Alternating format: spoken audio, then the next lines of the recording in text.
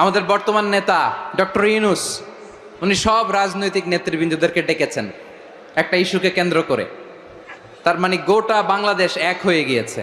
আমরা সবাই উদ্বেলিত হয়েছি, উচ্ছ্বসিত হয়েছি, ঠিক কিনা বলেন? রাজনৈতিক নেতাদেরকে ডেকেছেন উনি, আমরা এক হয়েছি। এরপর ধর্মীয় অঙ্গনের যে লিডাররা, বিভিন্ন ধর্মের, শুধু মুসলিম না, সবাইকে ডেকেছেন, আমরা ঐক্যবদ্ধ হয়েছি। এটাকে বলে ন্যাশনাল ইউনিটি, জাতীয় ঐক্য। যে কোনো ধরনের কনস্পাইরেসি, ষড়যন্ত্র, আধিপত্যবাদ মোকাবেলায় জাতীয় ঐক্যের চেয়ে মোক্ষম হাতিয়ার আর নাই। আমাদের একটা প্রতিবেশী দেশ আছে, আমরা আমাদের দেশ নিয়ে যত ভাবি তারা তার চেয়ে বেশি ভাবে।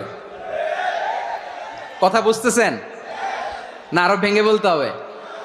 হ্যাঁ, আমরা আমাদের দেশ নিয়ে যত উদ্বিগ্ন, এদের আরো টেনশন বেশি।